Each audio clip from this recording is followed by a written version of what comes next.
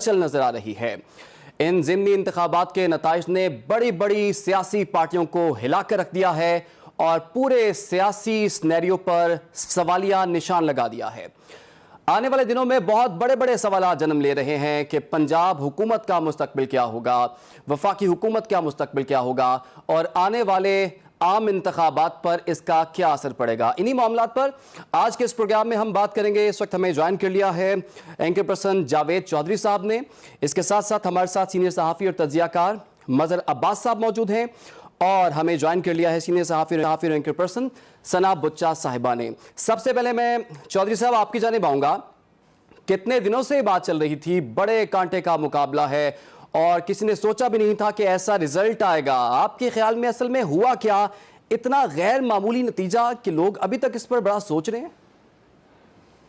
इमरान, पहली बात तो ये है कि ये वाकई नताइज हैरान कुन है। किसी ने तसव्वुर भी नहीं किया था कि पीटीआई इतनी बैड गवर्नेंस के बावजूद इस तरह 15 सीटें हासिल कर लेगी। तो हम सबका ख्याल ये था कि पाकिस्तान मुस्लिम लीग नून, क्योंकि पॉलिटिकल इंजीनियरिंग की एक्सपर्ट है, इनको हल्कों का पता है और हल्कों के अंदर इनको मनोवरिंग करनी आती है, तो ये डेफिनेटली ये कोई ना कोई रास्ता निकाल लेंगे और ये 15 से 16 सीटें वहां से हासिल कर लेंगे। बल्कि ये भी सोचा जा रहा था कि अगर कम से कम भी इन्होंने सीटें हासिल की तो 13 सीटें हासिल करेंगे। लेकिन कल जो रिजल्ट्स आए उन्होंने शेक करके रख दिया पूरे सिस्टम को और वाकई सियासी तजियाकार और सियासतदान इस बात पे हैरान है। और अगर अपसेट कहा जा सकता है इलेक्शन में किसी चीज को तो वो यही है।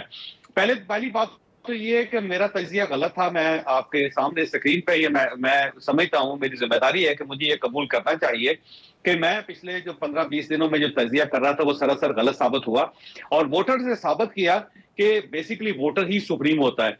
ये जो रिजल्ट निकले इसने 3-4 चीजें एस्टैब्लिश कर दी हैं। एक तो ये है, ये साबित हो गया है कि एस्टैब्लिशमेंट वाकई न्यूट्रल है। अगर एस्टैब्लिशमेंट न्यूट्रल ना होती तो शायद ये रिजल्ट ना आते। दूसरा ये कि इलेक्शन कमीशन, जिसके बारे में पीटीआई को बहुत ज्यादा एतराज थे, ये साबित हो गया कि इलेक्शन कमीशन भी न्यूट्रल था। अगर वो न्यूट्रल ना होता तो इस किस्म की सूरत नहीं होती।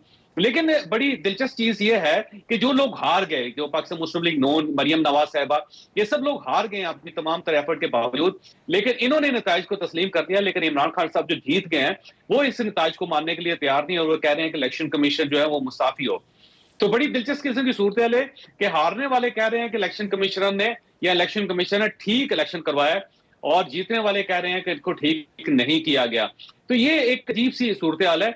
लेकिन बहरहाल इसमें कई चीजें जो स्टैब्लिश हुई, जो मैं बार बार आपको कह रहा हूं, उसमें एक चीज ये भी स्टैब्लिश हुई कि जो लोग पार्टी से मुनारफ होते हैं, जो एक पार्टी को छोड़ के जाते हैं, जिनको इलेक्टेबल्स कहते हैं, वो जरूरी नहीं है कि अवाम इलेक्ट भी करें, उनको मॉरली स्टैंड करना पड़ेगा। तो मोरालिटी जो है वो भी स्टैब्लिश हुई है और इसके साथ साथ पाकिस्तान मुस्लिम लीग नून को बहुत ज्यादा नुकसान पहुंचा इस सारी सूरत हाल में।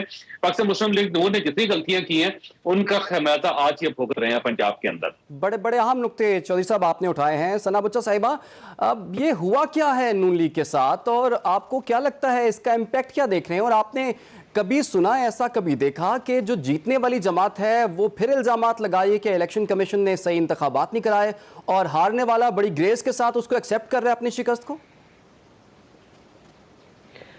मेरा ये ख्याल है कि शिकस्त को तस्लीम कर लेने से आपकी गलतियां जो हैं वो धोई नहीं जा सकती। आपने जो काम किए हैं, जो गलत फैसले किए हैं, उनका खमियाजा आपने भुगता है। इस अवाम को आपने पहले एक नारा दिया कि अवाम वोट को इज्जत दो और अवाम की कोई सुनता नहीं है, मैंडेट चोरी होते हैं, इदारे न्यूट्रल नहीं होते हैं। आपने इस बयान को और इस बयानिए को इतना बेचा कि लोगों की उम्मीदें बन गई कि शायद वाकई जमहूरियत के लिए कोई रेस्क्यू मिशन शुरू हो गया है। लेकिन फिर वही हुआ कि आपने अचानक से अपनी पोजीशन तब्दील कर ली, आप अदम एतमाद भी ले आए, आपने हुकूमत को चलती खैर भी भेज दिया, जिसको हम कहते रहे कि आप ना करें। उस वक्त आपने नहीं सोचा कि IMF से डील कैसे होगी, आपने नहीं सोचा कि महंगाई कितनी करनी पड़ेगी, आपने नहीं सोचा कि टफ डिसीजंस करनी पर इसकी एक पॉलिटिकल कॉस्ट है।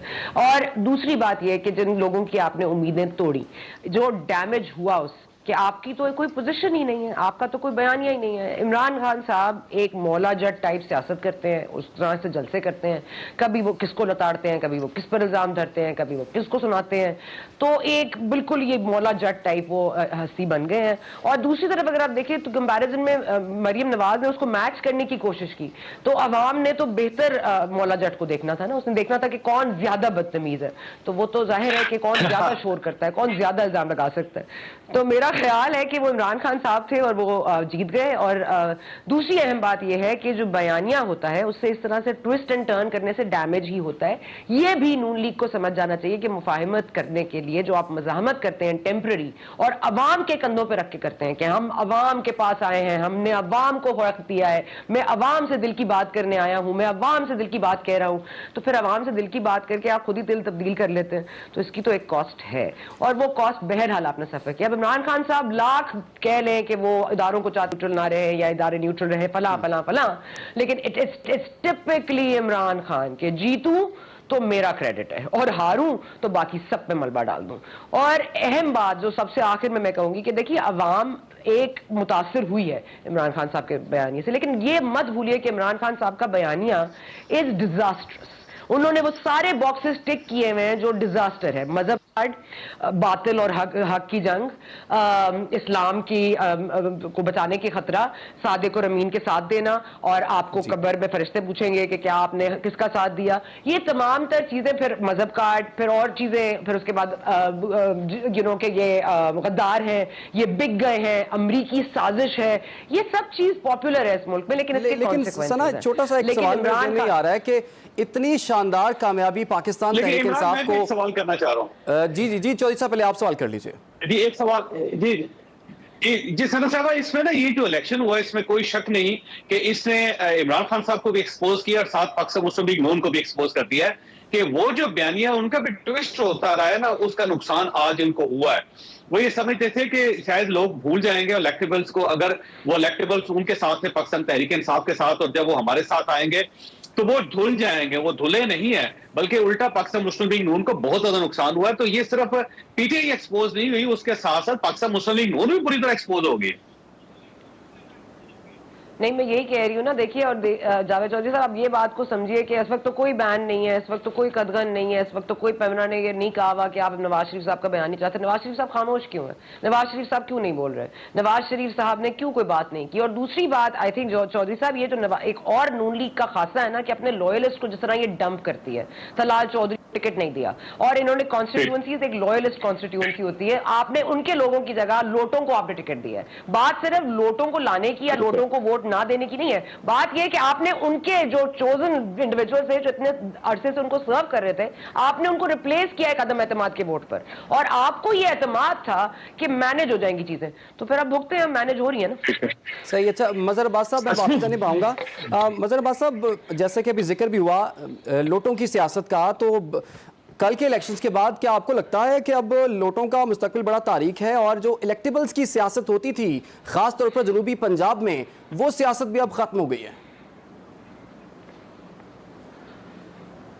देखिए, ये कहना तो कबल अज़ वक्त है कि वो सियासत ख़त्म हो गई है, लेकिन उसको धचका ज़रूर लगा है, और इसमें कोई शक नहीं है कि मुस्लिम लीग नून ने उन लोगों को टिकट दे के, उससे पहले उनकी सपोर्ट हासिल करके, उससे पहले मेरा पहले दिन से मौक़िफ़ है कि अदम एतमाद की तहरीक एक गलत सियासी फ़ैसला था, जिसके नताइज सबसे ज़्यादा इस वक्त मुस्लिम लीग नून को भुगतने पड़ रहे हैं, चाहे वो महंगाई की सूरत में हो, चाहे वो आगे की सियासत की सूरत में हो।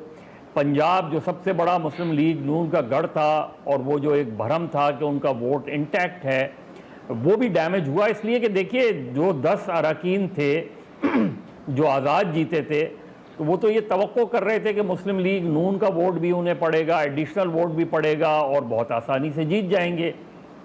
और इसी बुनियाद पे उन्होंने अपना पूरा स्ट्रक्चर बनाया। हुआ ये कि मुस्लिम लीग नून के अंदर बहुत शदीद रिएक्शन आया, जो लोकल ऑर्गेनाइजेशंस थी उन्होंने इस फैसले को रिजेक्ट कर दिया कि जिन लोगों के ख़िलाफ़ हम 3.5 साल लड़ाई लड़ी है, आज आपने आके जो है वो उनको बैठा दिया, उनको टिकट दे दिया, उनको डेवलपमेंट फंड्स दे दिए, उनको प्रोटोकॉल दे दिया। इवन जो अभी सना बात करी थी तलाल चौधरी वगैरह, तलाल चौधरी को उस स्ट्रैटेजी का हिस्सा ही नहीं बनाया कि जिसमें उस शख्स को हिस्सा बनाया कि जो लोटा रहा उसको आपने PMLN की उस कोर का हिस्सा बना दिया।